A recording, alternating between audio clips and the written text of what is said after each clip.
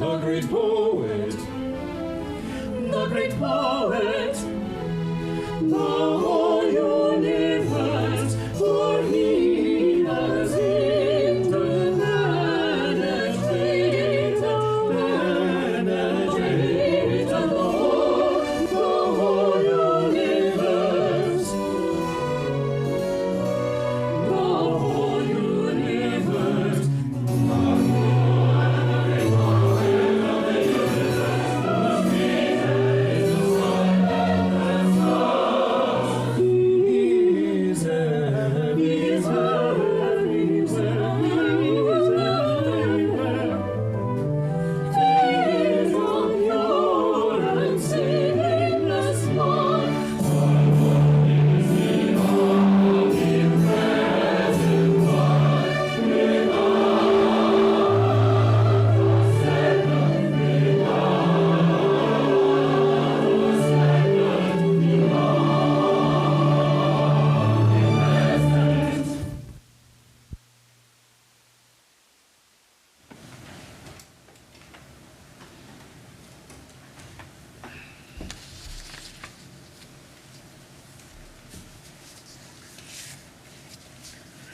Om Pareshang Prabhu Sarvarupa Vinashin Anirdesyang Sarvendriyogam Satyam Auchintyo Aksharang Vyapaka Yabhyakta Tatyam Jagadbhasaka Jadhisha Payad Payad. Om Shanti Shanti Shanti. O Lord Supreme, you are the imperishable, undefinable being, yet you appear as everything as real. You are imperceptible to the senses, yet you are the very truth, incomprehensible and immutable. You are the all-pervading, hidden essence. O Lord and light of the world, do save us from all harm. Om, peace, peace, peace be unto us. So our topic today is a big picture. What is big picture? We all know when you see through the senses, it is always a limited picture. And when we can expand our heart and see something beyond, that is the bigger picture. We live in our sensate world. Therefore, we always live with little, small. And that's why we cry and weep, because whatever is lost, whatever is gained, it is gone, because we live in a little, petty, small. And who can see through the big picture behind these little things of the senses, or the sense perceptions of the world we see around? We interact with people, we interact with objects. Wherever it is all limited, all small, all petty. We, even our identity with the body and mind through which we perceive the universe, we are petty. We cry, that's why we lose ourselves. But there is a big, vast picture which is lurking behind all little things. We have to find out that. We have to be aware of that big picture. We find that in the Upanishad, that's why it is said, Nalpi shukamasti bhumaiva shukam There is no happiness in alpo, that which is little, that which is petty. Bhuma eva sukham. Your happiness or peace or joy exists in that which is limitless, infinite. Bhuma. Bhuma. Therefore, it is always expected that we should ask for the Bhuma, the infinite, the limitless.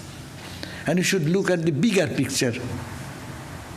Though we are constitutionally, because of our long identification with this body and mind, we are adept to see that which is petty, that which is limited, that which is very small and subject to change. Rabindranath Tagore had a beautiful song. He said that I live with the petty things, and that's why that goes, that everything goes away, which goes. And if a little particle of that is lost, and I cry out, alas, alas, I am gone, I am dead. Like that, I am trying to hold on. He's a poet, big poet. He says, I am trying to hold on the waters of the river that is passing by like the bank. I am the bank. I am trying to hold on to the running things which appears in the life and passes on every second, every split second, moving on and on and on, going away. And I want to hold on those, and the flow I want to hold on, but the waves come and slash on my chest and take away all these little waves and ripples and waters. That which goes away, and that which is retained, had I the wisdom to offer it at your feet, then there is no loss, there is nothing to gain. The glory remains vibrant in every movement of every stage of my journey. In you there are infinite numbers of sun and moon and stars, and there is no loss, even not a particle of a subatomic particle is lost there. And what I have lost in my life, all lost articles, is it not staying at your vast space of your existence? So that is the big picture. It's a devotional way of approach, and Vedantic approach is this: we live with the sensate universe, but we have a dimension, bigger dimension. And we actually, what I see, it is only big, but I don't understand that and don't recognize that. Shankara, while giving his interpretation on this, he said, anything finite that causes thirst, and thirst that is, it increases desire to have it more. And whatever we get, we are not satisfied, we desire more. Even if you get the whole universe, you possess even then nothing you have possessed, you still feel it is dissatisfied, you are feel unhappy still now.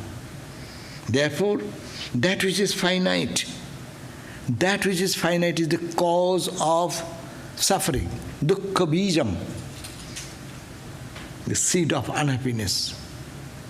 Therefore, that which is infinite, that is the source of happiness. There is no happiness in the finite. Happiness is only in the infinite. But one must try to understand what is infinite is. What does it mean, infinite? So this is the point. that we look at the little things, but we look at everything as little, but there is nothing little, nothing petty. Because we perceive through the senses and our mind, our dissatisfied heart, we try to find here and there all this happiness and peace. In the Upanishad, Chandogya Upanishad, the Sanat Kumara, the teacher, and Narada, the student, he went to ask this question. And there Narada says, what about your knowledge? Guru asked the Narada. And Narada said, I am versed in so many subjects of knowledge. And his Guru said, you know nothing. You only know the names, because it's all limited. Therefore, the question is that, he says that, what is that unlimited by knowing which I will be absolutely placed into that infinite joy? What is that? Then he said, don't look at the little. Try to see the deep, what is inside. As William Blake, we quote all the time, we know that word. To see a world in a grain of sand. To see a little sand in a grain of sand, to see a world, the whole universe is there. And a heaven in a wild flower.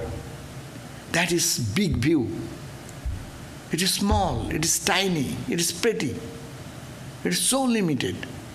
But to see a heaven in a wild flower, hold infinity in the palm of your hand, and eternity in an hour, that is called the big picture. That is the thing we want to see. Modern science also tells us what is little, what is petty. Even the subatomic particle we go, and they are talking about infinite energy. Infinite, they are talking about infinite. And in the vast dimension of the universe, we look at that, it is infinite. We cannot conceive of what is even this. We call about stars, galaxies. We call about the distance between one star and the another star, 1 million light year.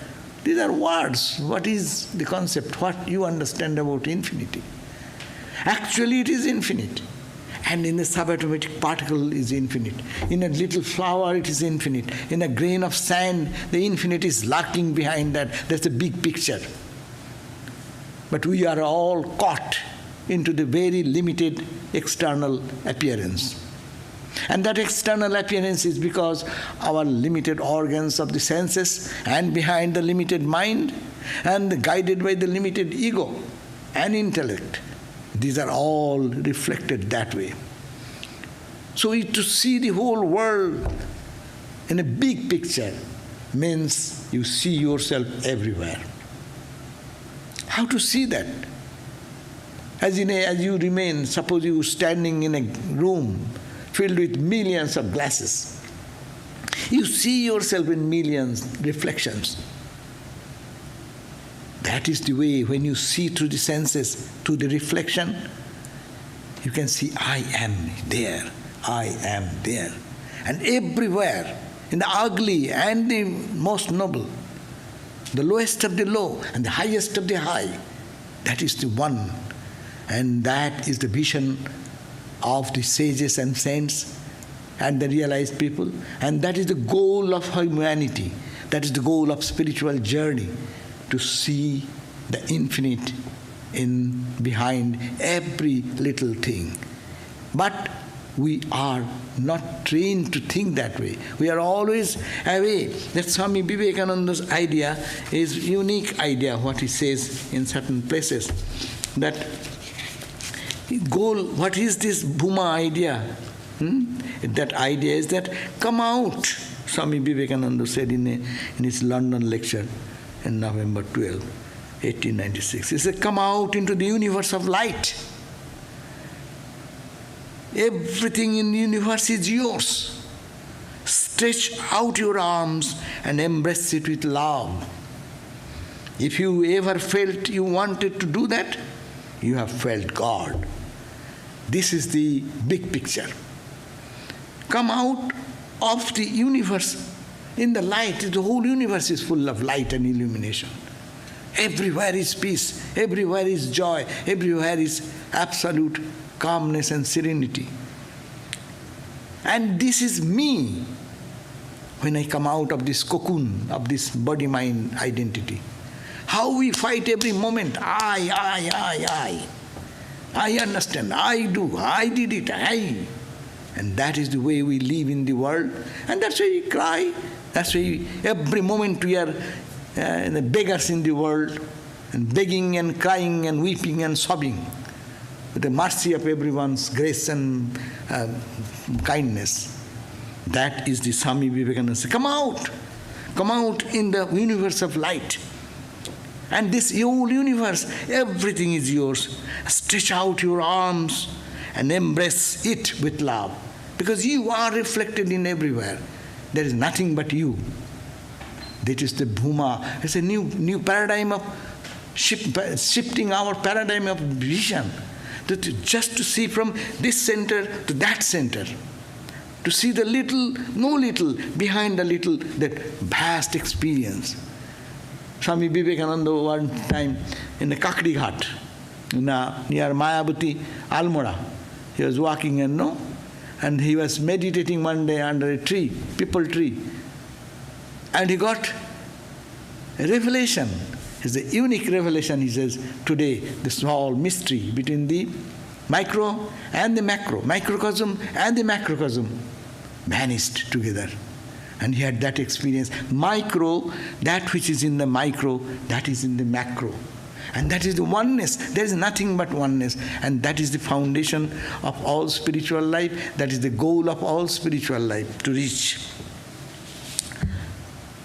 Swami Vivekananda says again in another place that, so if you ever felt you wanted to do that stretching your arms, expanding yourself in the love of light, then you have felt God.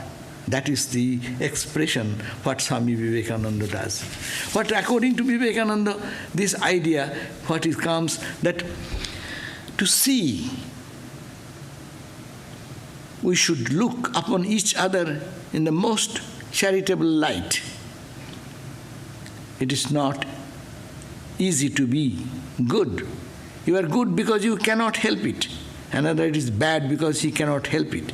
If you are in his position, who knows what you would have been. The woman in the street or the thief in the jail is the Christ that is being sacrificed, that you may be a good person. Such is the law of balance. But what is the idea is this: all the thieves and the murderers, all the unjust, the weakest and the wickedest, the devils, they are all my Christ. That is my doctrine. I cannot help it. Swamiji says, I am bound to see this. My big picture says this. Our small picture says this. Our small picture says there's a murderer, weak and ugly, thief, unjust, just. In this level of duality, it is our vision. But this is the big vision, big picture. That is the picture. It is Christ alone, everywhere. My salutation goes to the feet of the good, the saintly, and to the feet of the wicked and the devilish. They are all my teachers. So this is the vision which is in the Upanishadic ideas vibrant in the expression of Swami Vivekananda. The spiritual ideal which has been mentioned in the Chandogya Upanishad, we find that this universe is permeated by that one consciousness, and that is the real picture. And all this what I am seeing is my small, limited idea. So Upanishad says, Jatro nannat pashyati, nannat srinoti, nannat vijanati, sabhuma. That where there is nobody to look at, nobody to see each other, no one to listen, no one to know. That is Bhuma, that's the infinite. Who will know whom? Because that is the absolute one. And I am in, when you come down from that level, you see the reflection and this whole universe comes. But what is this universe? This universe is nothing but you. Your own reflection, your divine reflected everywhere. Yatra nyat pashyati, that who sees something else. I am separate, you are separate.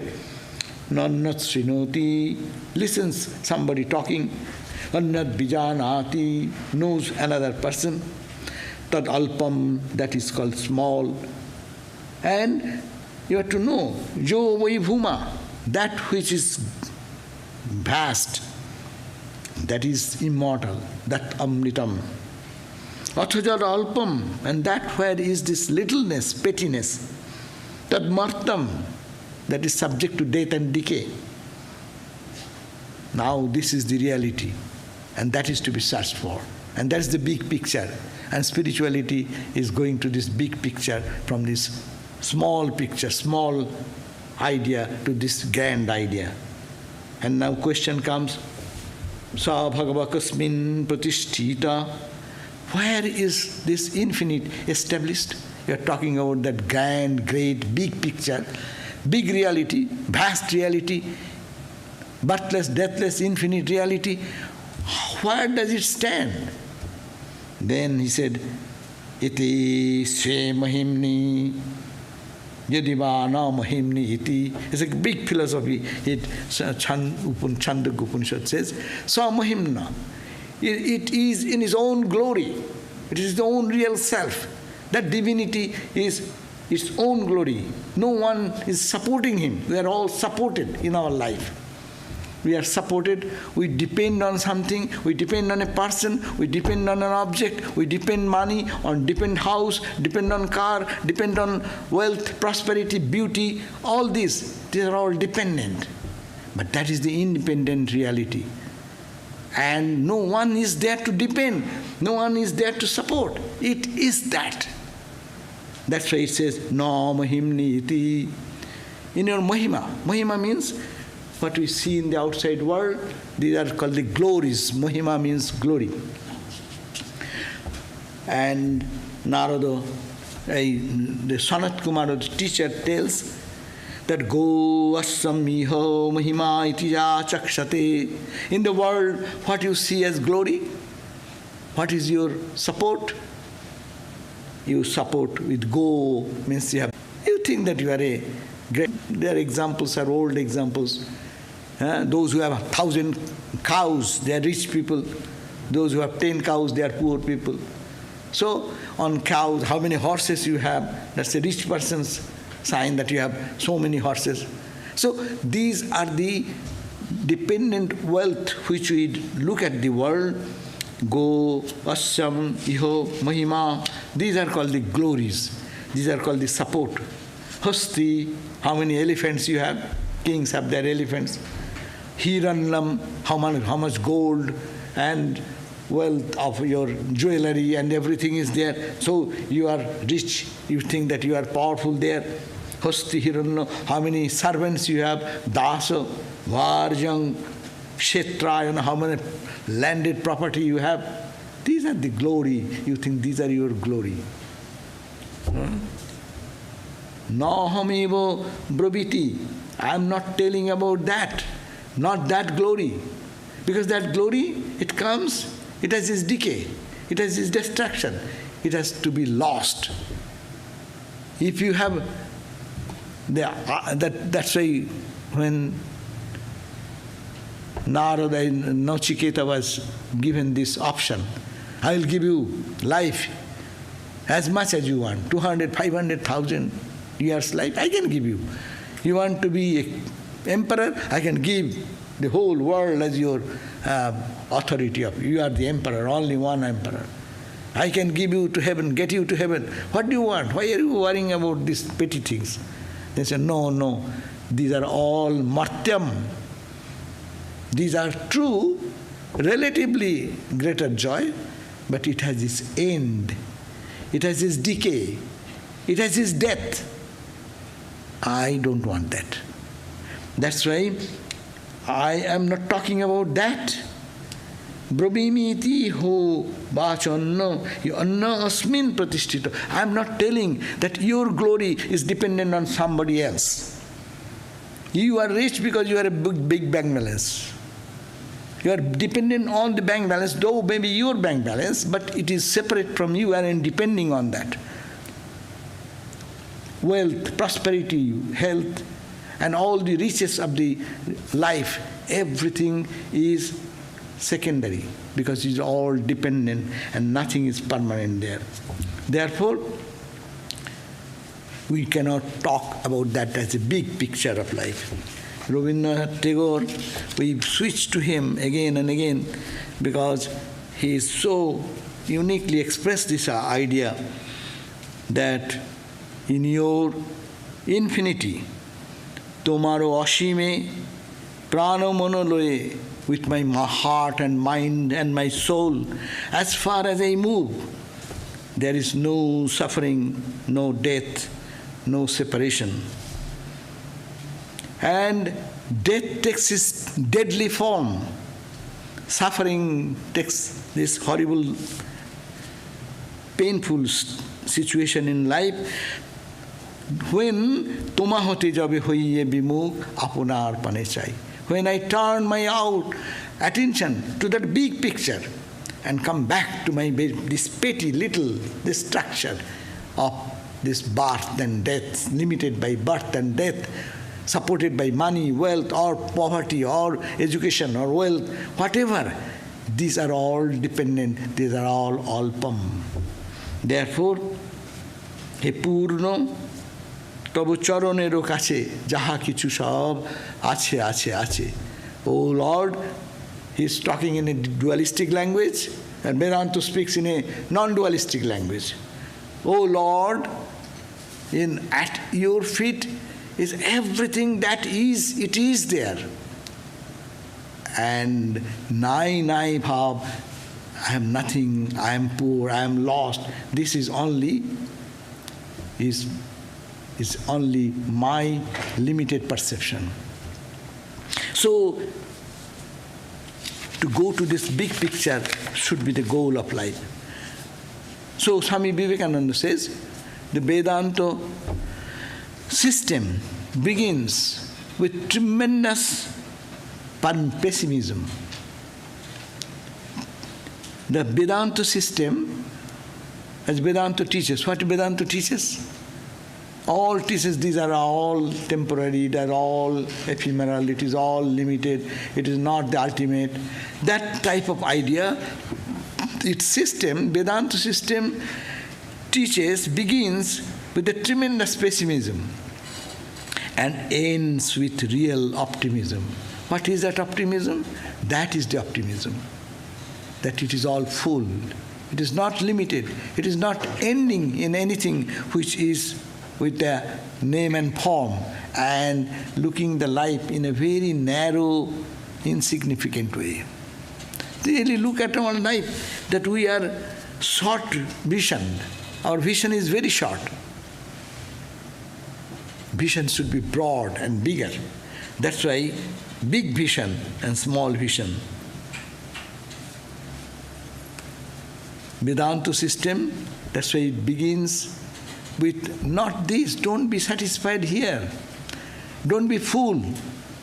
We'll have to leave the world. But don't think this is all.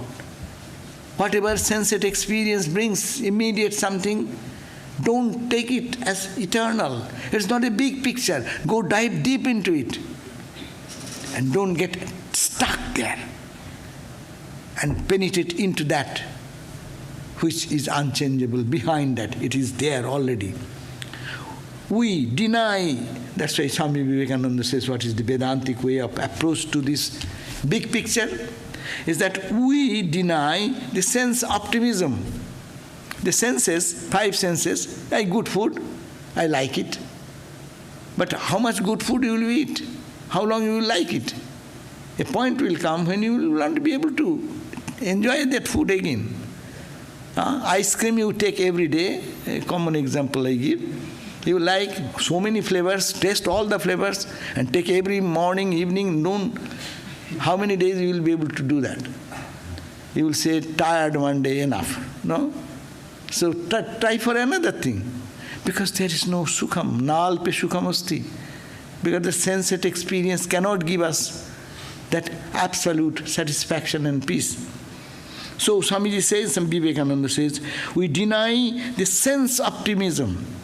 I see something beautiful. Okay, how many things we have seen in our life beautiful? Where is that now? It is in the memory and mostly forgotten.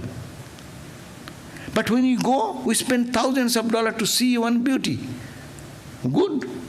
But can you find the satisfaction there, full-fledged satisfaction? Or can you penetrate into the big picture of it? Who is so beautiful? Tasya bhasha sarvamidam vibhati. He is shining, everything shines.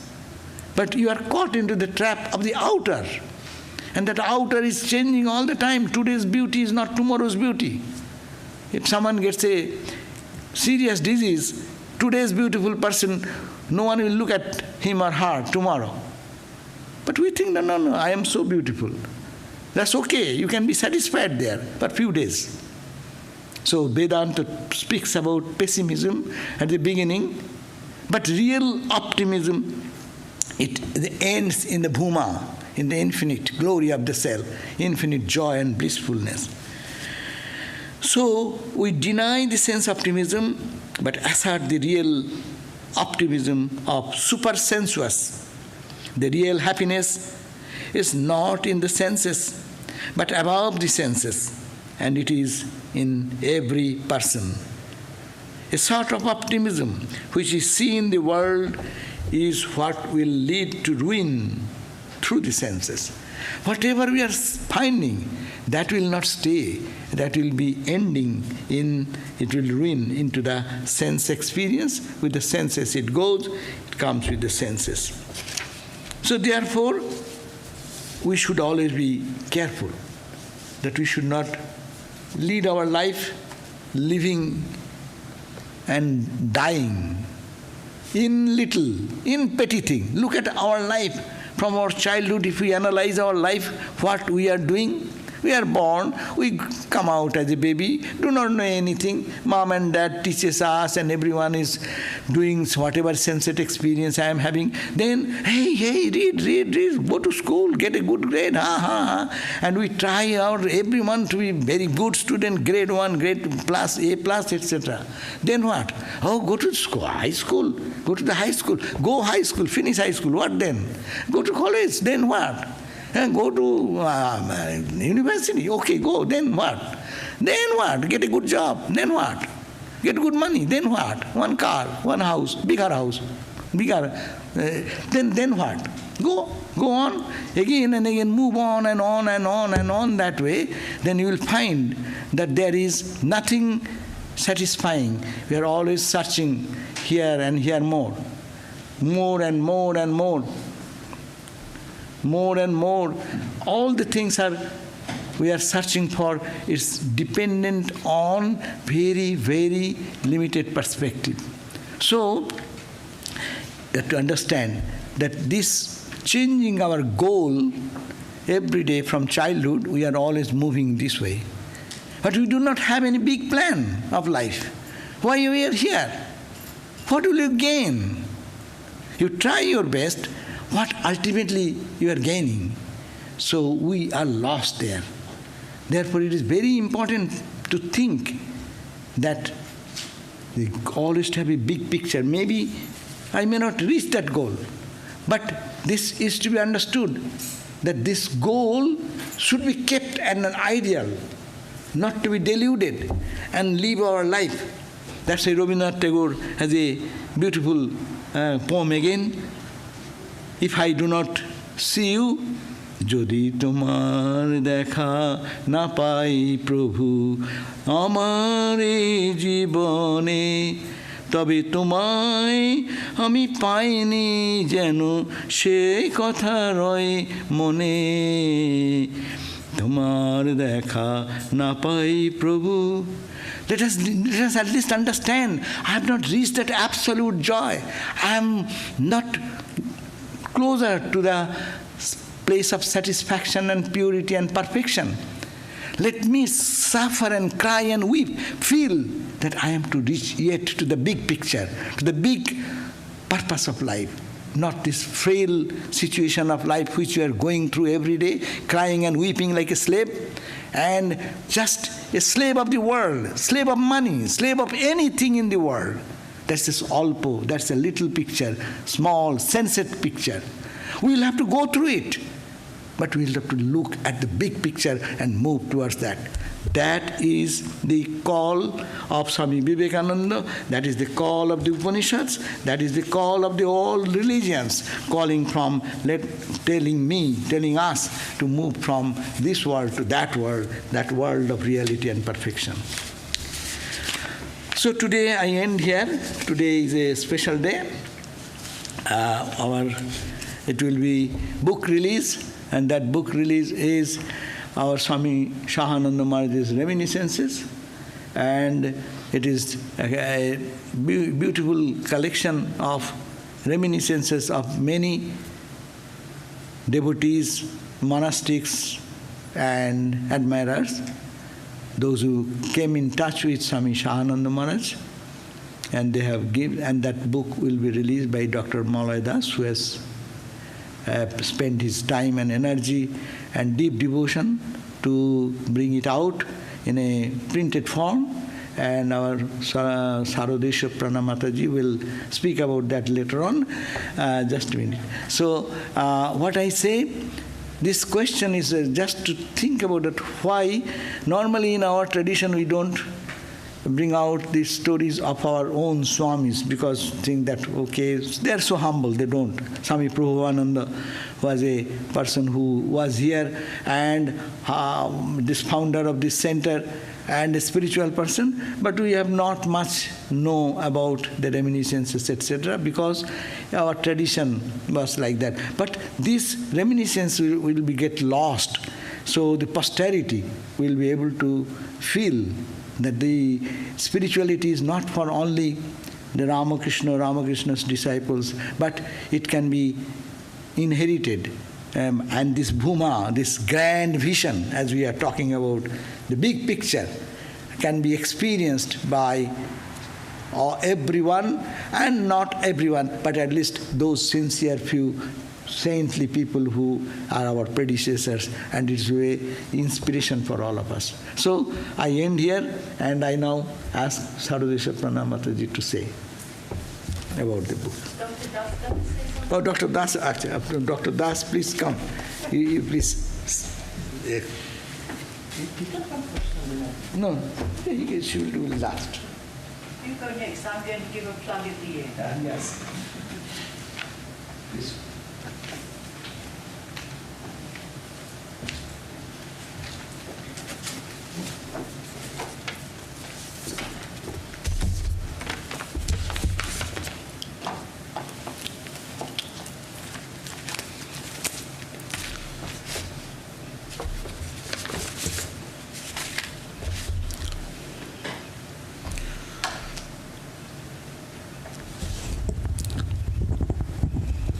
Hello.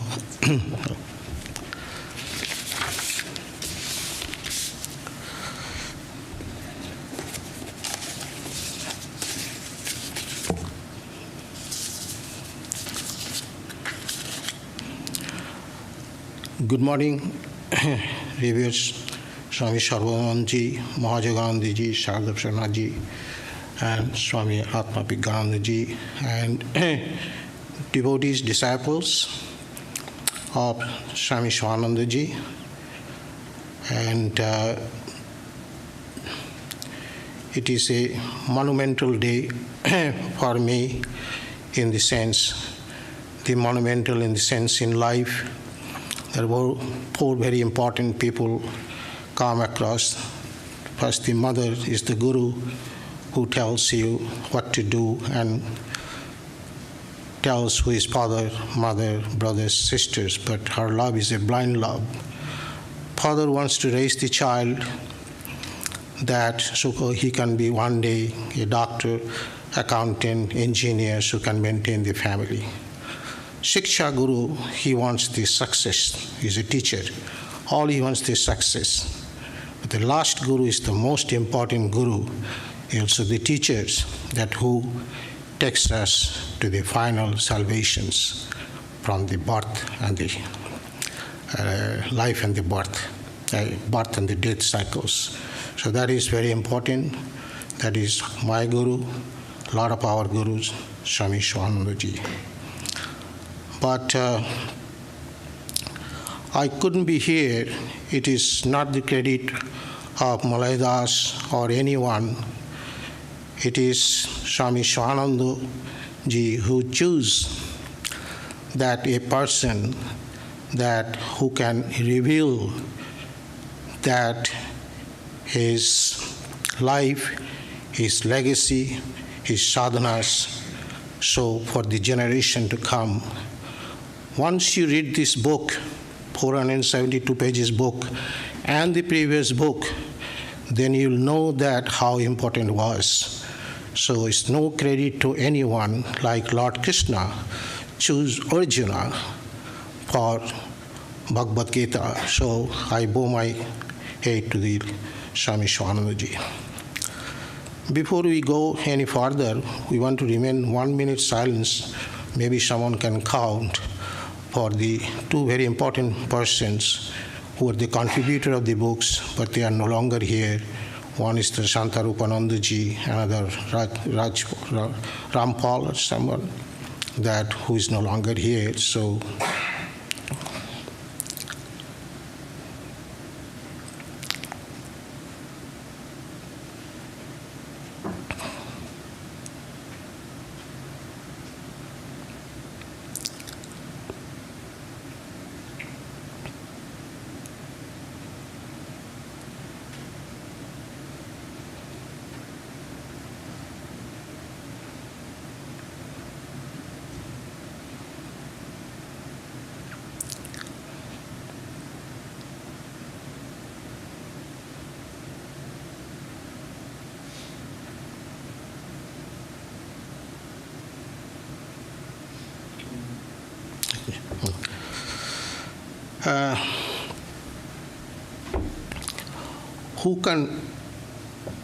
who is feeling here the presence of Swami Swahananda here? Do you feel that his presence? So think about the whole things. And what I'll do, I'll just read some of the requests came. So I'll read the introductions of the book and the thanks, because before I forget anything, that why this book was actually was decided to publish. So I wrote here, when I first started writing Swami Swahananda, A Profile in Greatness in 2013, many sadhus as well as devotees and disciples of Maharaj showed interest in being part of that holy journey of reflecting on his life. Initially, I wrote down just a few of my memories, but as I continued, the writing grew to become a book in its own right. Thus, a second volume was needed to do justice to the invaluable recollections by sadhus, devotees, and other disciples who had known Swami Swahananda. It fills me with joy that the same driving force of the first book is present in the vision, love, and devotion expressed in the recollections gathered here. Each one offers his heart own view of Swami Swahananda, not unlike the Lila of Lord Krishna, in which each gopi saw him uniquely and regarding him as her own. Swami Swahananda allowed each person to serve and interact with him according to his or her inclination, not accepting their service personally, but always turning it over the Thakur. And this is depicted in the first book, A Profile in Greatness, and as well as in this volume, on and on and on and on, so beautiful. The result is a wonderful book, differently composed than the first. It includes Remembrances by some 70 sadhus, devotees, disciples, admirers, and a small percentage of many people whose lives were touched by Swami Swahananda, yet enough to be representative of them. I am grateful to Ashit Chakraborty for permission to include his Bengali biography of Swami Swahananda, Ek Ononno Sadharan Jivan, in this book, and to Swami Atmaganananda from Washington, D.C. He translated that book, and this is here in this book. As President Maharaj said in his blessings message in the first book, anyone who reads the books will be brought into the contact with Swami Swahananda, elevating the reader to a higher spiritual plane. I am sure that the readers will benefit equally from spending time in the pages of the companion book with the blessings of Thakur Ma, Swamiji, and Swami Swahananda. And before I forget that, I put some acknowledgement. Then I'll discuss that who Swami Swahananda is in my views. So the acknowledgement, I would like to acknowledge the several people without whose assistance this book could not have completed. Number one, Swami Swahananda Maharaj, President of the Ramakrishna Order at present, gave this book his blessing and expressed in his letter including the front of the book. His private secretary, Swami Gyanabratananda, facilitated requesting and receiving the letter. Swami Sarvadevananda, head of the Vedanta Society of Southern California, provided ongoing support for this book, encouraging people to send in their reminiscences and then providing his own thoughtful essay. Swami Atmagananda not only took on the substantial work of translating Ashit Chakraborty's biography of Swami Swahananda from the Bengali by translated Minal Som's contribution to the book from Bengali. Swami Mahajagananda provided help for this project in multiple ways, emailing announcement, asking for essays, assisting with permissions, with finding photographs, and with gathering reminiscences, and then providing his own recollections of Swami Swahananda in writing. Swami Harinamananda helped with locating photographs and fact-checking. Swami Vivekananda provided ongoing encouragement. Amrita Slam kindly assisted with gathering permissions to publish the selection of the 80th birthday wishes and reminiscences. My son, Devesh Das, assisted with the project in many ways, participating in planning, key decision making, and administration of the Renuka Press. Even he was working last night, having some issues with this institution as well as at the Amazon. So keep working. Kaushik Bishwas helped in typing, translation.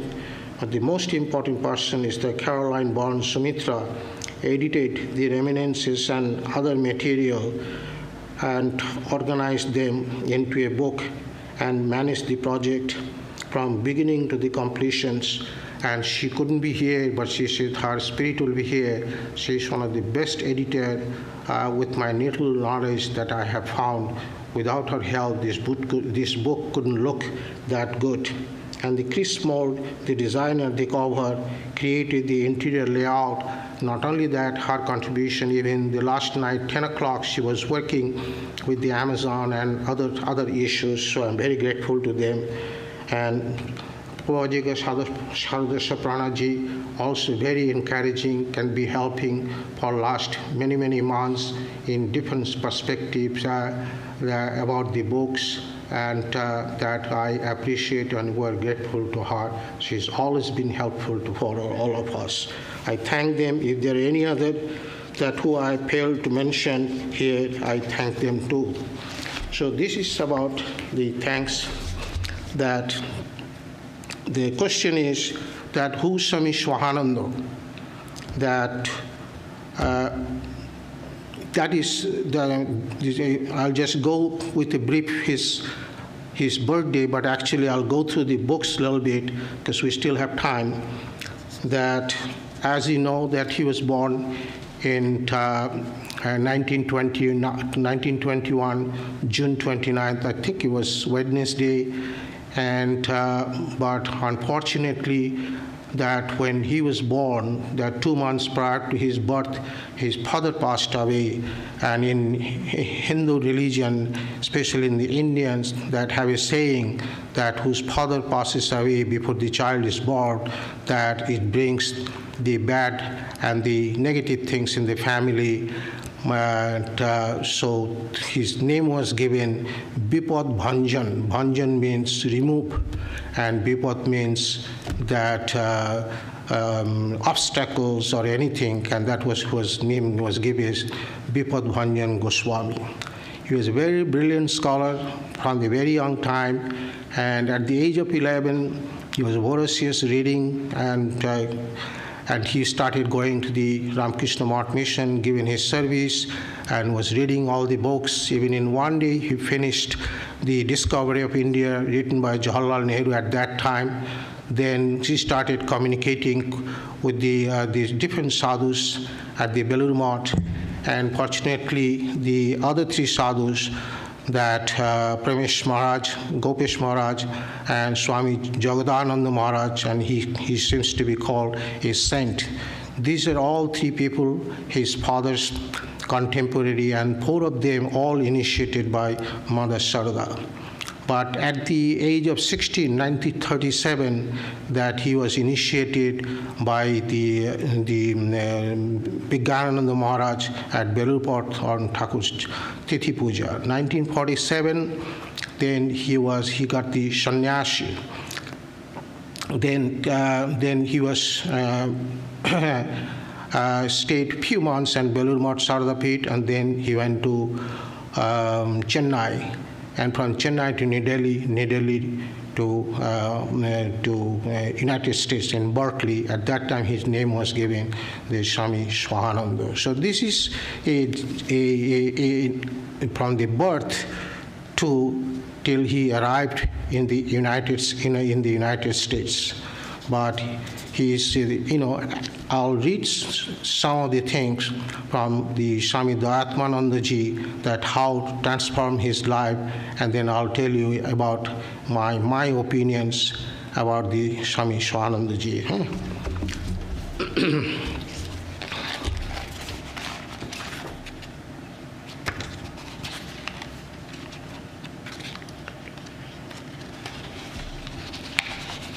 He says, my contact with Revered Maharaj was long and sweet.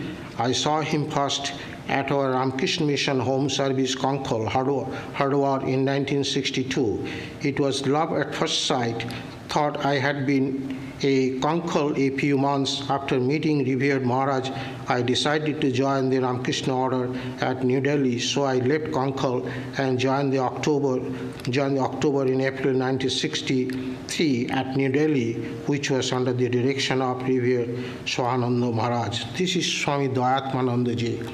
So he was the head of the London ashram, and I had a good connections with him. Last time I met in 2017 in Dallas, but now I think he's retired. He's in Advaita ashram in Varanasi.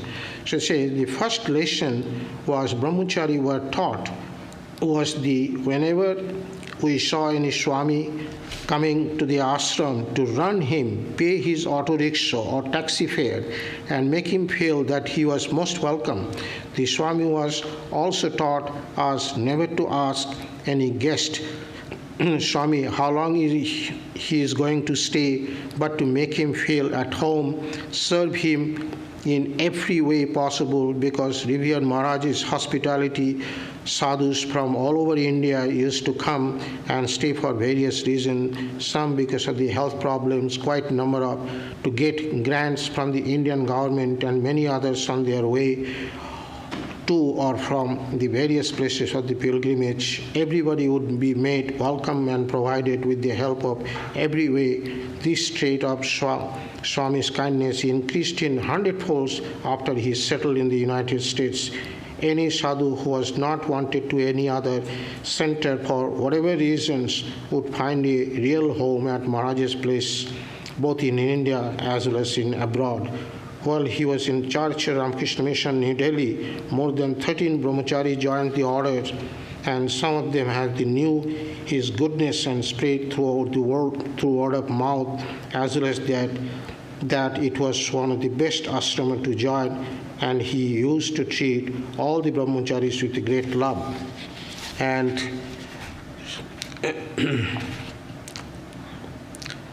since many senior swamis used to come and stay at the ashrama, often Revered Swahanandaji would request them to speak on spiritual life.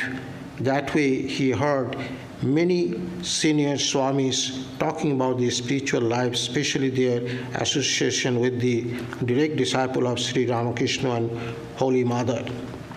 And one of the topics that used to come up during the conversation, that comparison between the earlier days of the Ramakrishna Mission and the present days, certainly there is a vast difference. Sadhus in earlier times were more sincere, jealous about spiritual life, and more devoted to Sri Sri Thakur and very obedient. As time has passed, one can clearly see the degeneration in these respects.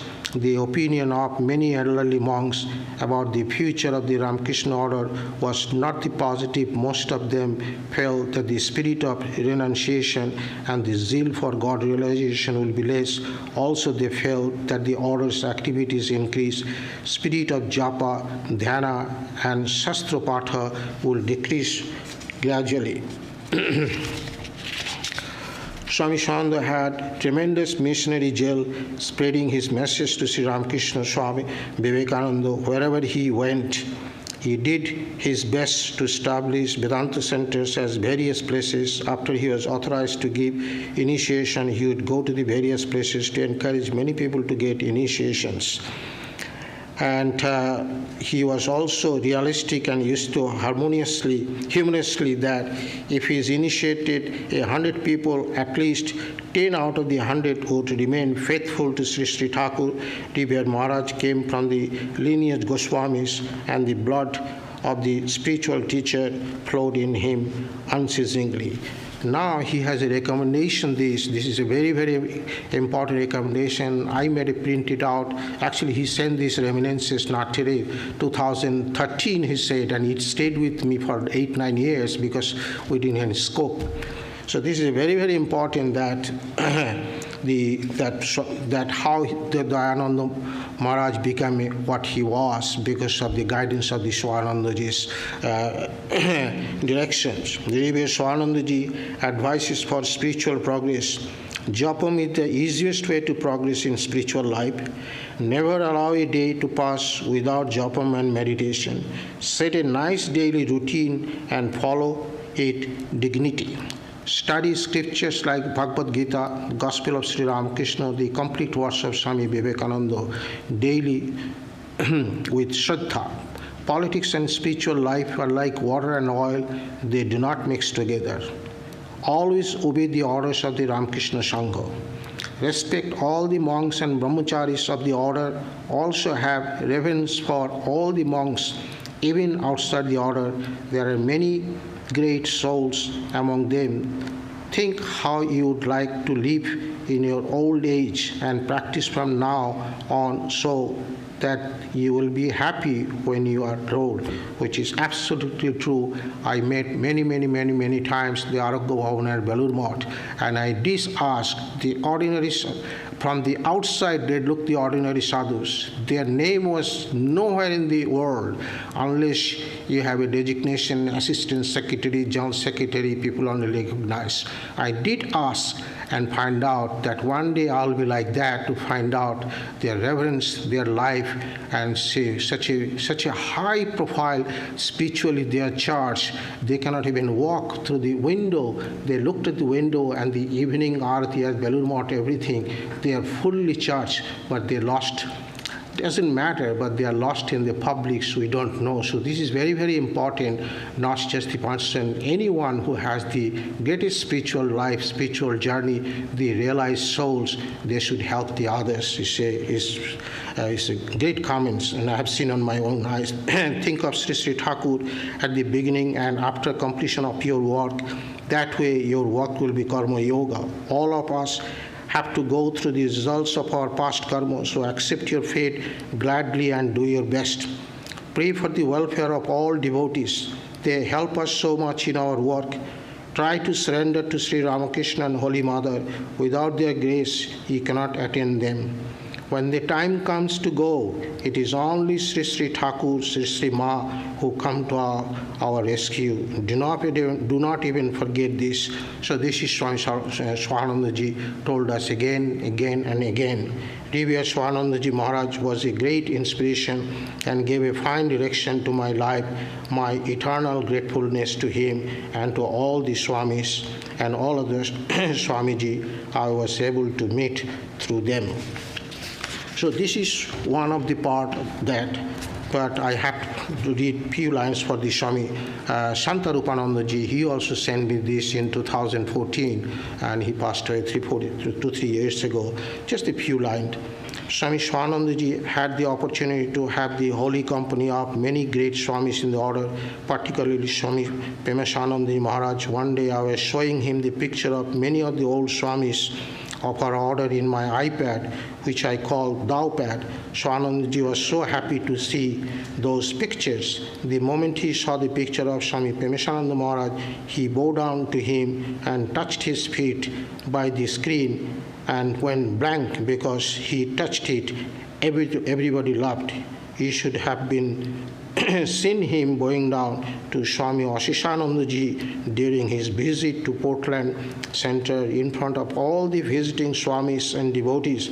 He just got down on the floor like a little kid and crawled over to Swami Ashishananda to touch his feet and get his blessing. What a sight to see. One holy man was showing such a reverence to another holy man. And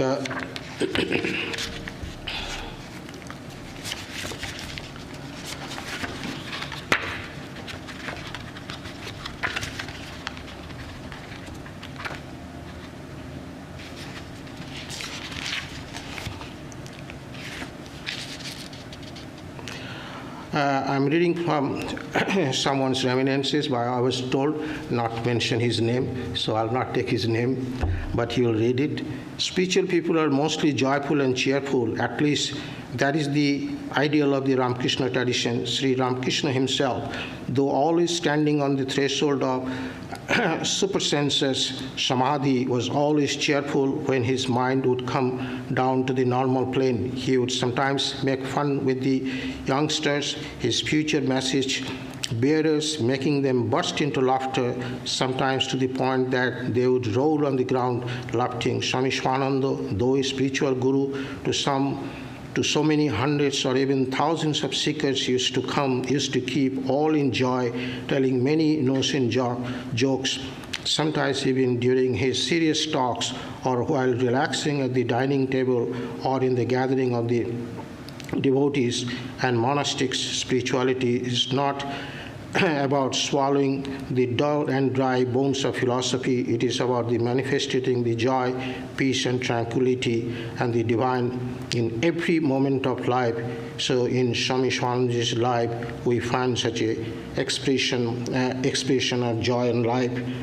And this is one time proved that when Santa Rupananda came here on Ramakrishna dinner a few years ago, and in the evening Sarvadevananda and he went to our house, and they were just joking and so many things up to 9 p.m. 9 p.m. like he didn't seem like a sadhu or anything. As soon as he saw the 9 o'clock, let's go to this shrine, otherwise the Thakur will get mad. Let's go there, otherwise we can't get food. And as soon as he went there, within a second, he went into different world. So how could it possible? So he's here, but he's not here. And that is the typical of Swami Swahananda Ji's divine-centric line. Divine-centric. You can go on with the books, these whole books, you will see again, and again, and again. So what a wonderful person to meet with you. He was not just a human being. He's a good, loving human being. He's a role model. He's the greatest sadhu. He was the greatest guru. He was a lifesaver, and he was a good patient. And overall, he's a great lover of Ramakrishna. And to my belief, it's my belief that I think that he was a realized soul. The definitions of the realized soul, I'll finish it here, that even in this book that you can read, he and Ganeshanandaji has interactions, that Bhakshidho, and how he explained that he has that efficiency and everything. I'll let you read that, but he says the Bhakshidho means that when one establishes in the practice of truth, whatever you say, it must come true. So that's called in Hinduism the Bhakshidhi. And he has the reference and in everything when you read the Ganeshanandaji, and he had that. I've seen Swami Swahanandaji. Whatever he said, it turned out to be there. Just one example, that when he was leaving India for good, and he went to the South India, and one of the families to serve him very, very well. And one of the girls, she was a 14, 15-year-old girl, as he was leaving, and when he saluted Swami Swahanandaji, he said, "I'll see you in the North America." So she couldn't believe that 14, 15 years old girl, how could he meet at North America?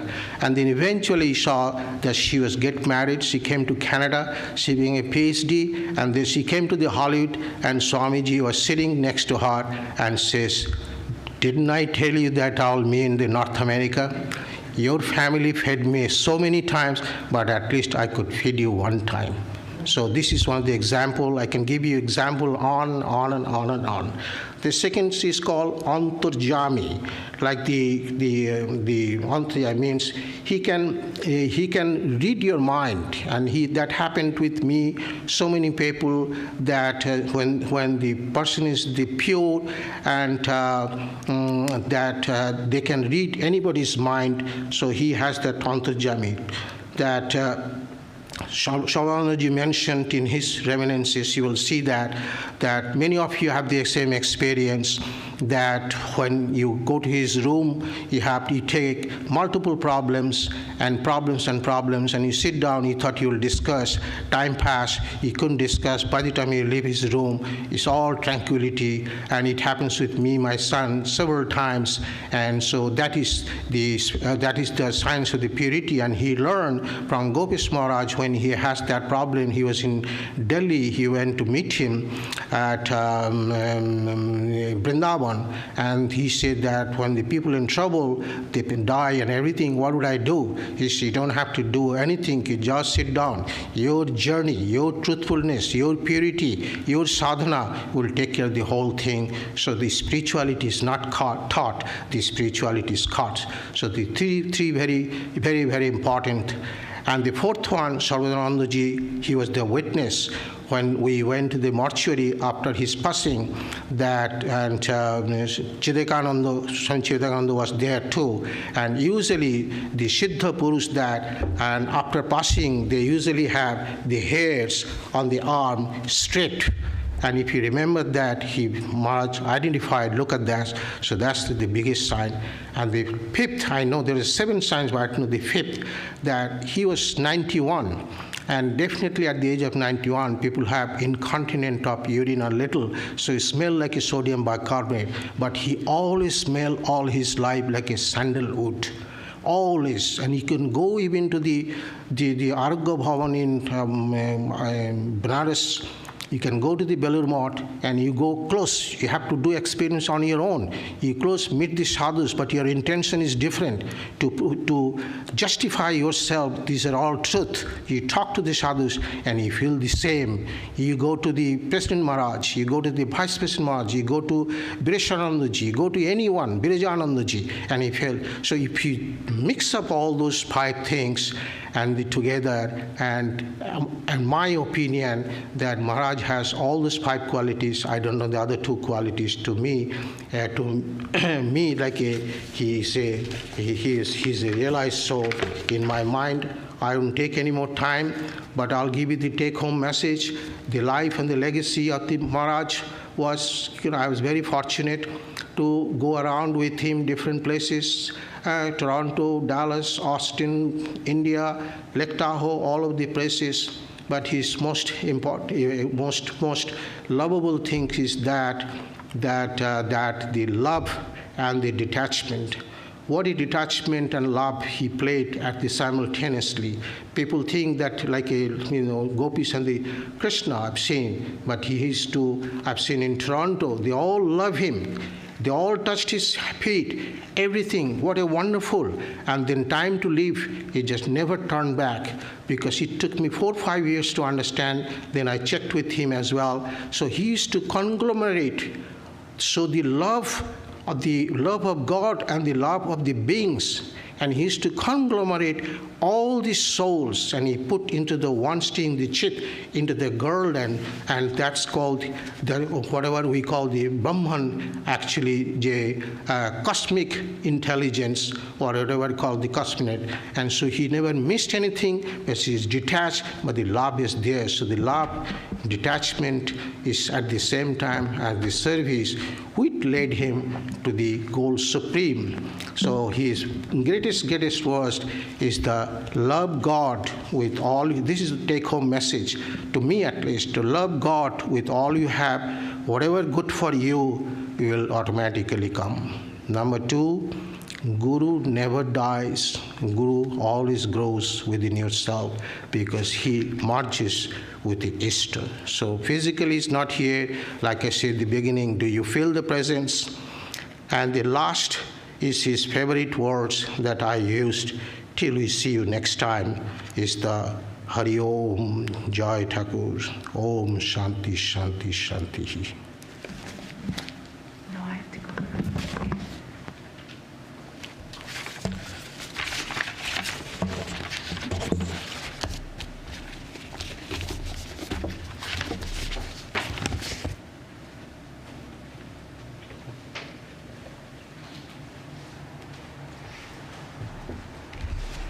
I'm coming up here so that the people who are watching us on YouTube can also get a picture of the book here. The book will be available in Vedanta Bookshop. We ask that you first buy the book, and then Dr. Das will be there for signing. This book comes highly recommended by Vedanta Bookshop. One of the most precious things that a spiritual teacher gives us is, of course, spiritual instruction for our own spiritual practice. And in this book, the devotees have been very generous in sharing that most precious gift. So the book is not only there for people who knew Swami Swahananda, and it brings him back, as Dr. Das was saying, but also for people who never met him or had only very slight acquaintance with him. There is enough instruction there that he's given to devotees in the various circumstances of their lives that become helpful, I think, for all of us who are trying to live a life of spiritual practice today. So the book comes in hardcover and paperback, and the first book, that the biography that sort of whets one's appetite for this whole thing, is also available. And for those who are watching on YouTube, having a cup of coffee in their pajamas, the book is available from Vedanta Catalog and Vedanta Press. Thank you.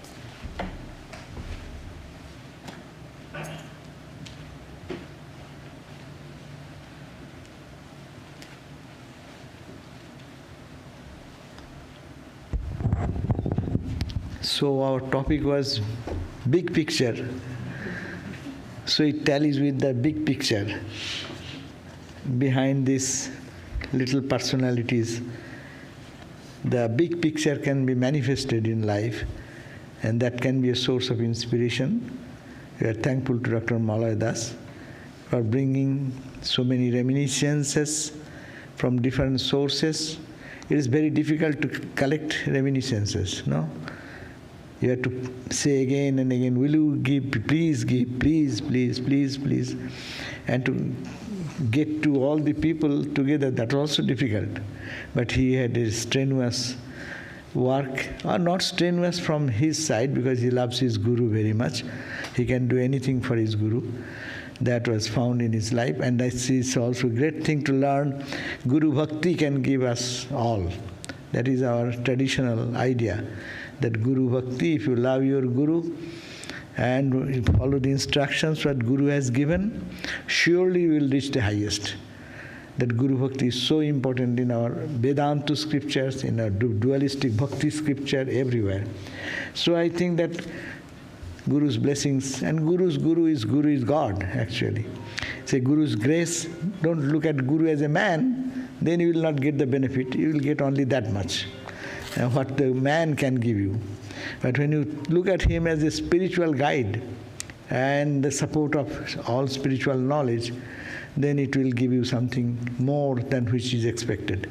Anyhow, so we are very happy that today he will be available to sign the books in there near the bookstore, and also he has we will have some what you call snacks, light snacks, and just get a book, and also it will be a good opportunity to read through, because it will be a book will be there in the home, means it will be read by people in future also. And sadhu sangha is such a beautiful thing. You may not, some little incident may affect our life, affect in the right sense, and unless it can help us transform our life. So I pray to Sri Ramakrishna for his blessings on this occasion. And I end here with a chant, and then I will be able to greet you all in the front, and then you can go to the bookstore and have things. Om Asatu Ma Sadgamaya Tamashu Ma Jyotirgamaya Mritur Ma Mritangamaya Aviravir Maidhi Rudro Yatte Dakshinang Mukham Te Namang Pahi Nityam. Om Shanti Shanti Shanti. O Lord, lead us from the unreal to the real. Lead us from darkness to light. Lead us from death to immortality, and evermore shine in our hearts with your resplendent face. Om peace, peace, peace be unto us all.